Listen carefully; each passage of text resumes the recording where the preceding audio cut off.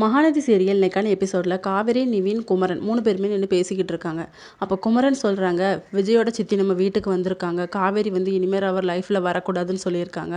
அப்புறம் இங்கே நடந்த விஷயத்தை எல்லாருமே விஜய்கிட்ட சொல்லிடாத அப்படின்னு சொல்லியிருக்காங்க. வா நம்ம விஜய்கிட்ட போய் பேசி பார்க்கலாம் அப்படின்னு சொல்லி கிளம்பும்போது காவேரி சொல்கிறாங்க, இது என்னோட லைஃப், நான் பார்த்துக்கிறேன், நீங்கள் உங்கள் வேலையை பாருங்கள் அப்படின்னு சொல்லிட்டு உள்ளே போகும்போது பாட்டி வந்து என்னடி வயிறு வர வர பெருசாக இருக்குது அப்படின்னு சொல்லி தொட போகிறாங்க. காவேரி வந்து அதெல்லாம் ஒன்றும் இல்லை அப்படின்னு சொல்லிட்டு தட்டி விட்டு ரூமுக்கு போயிடுறாங்க.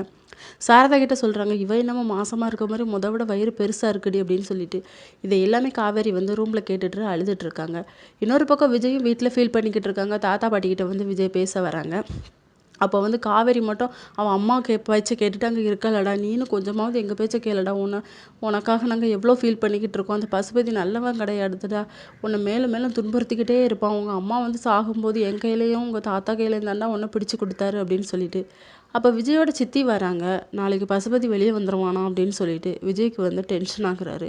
அடுத்த சீனில் பசுபதியும் வெளியே வந்துடுறாரு. நேராக ராகினியை கூட்டிகிட்டு சாரதாவோட வீட்டுக்கு வராங்க. இதை பார்த்த காவேரி வந்து ஷாக்காகி முழிச்சிட்டு இருக்காங்க.